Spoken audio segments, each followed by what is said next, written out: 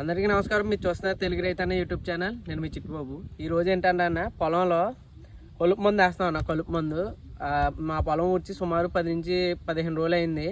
దాని తర్వాత ఏంటంటే మాకు కొంచెం లేట్ అయింది. వర్షాలు అవి రావడం వల్ల ములగడం జరిగింది. బైబర్ కంపెనీ నుంచి కౌన్సిల్ యాక్ట్ 6 గ్రామ్స్ తెచ్చామన్న ఎర్త్ సైడ్. అలాగే ఆల్ మిక్సర్ అని ఒకటి ఉంటుందన్న. ఇండోఫిల్స్ మిక్సర్ అంటారన్నమాట. దీన్ని ఆల్ మిక్సర్ అని పిలుస్తారు. ఇదేంటంటే ట్రాన్స్ఫార్మేట్ 20% ఉంటుంది, ఎక్స్ సల్ఫర్ 10% ఉంటుంది అన్న. దీనివల్ల ఏంటంటే లోన కలుపు అది చావడానికి ఉపయోగపడుతుంది.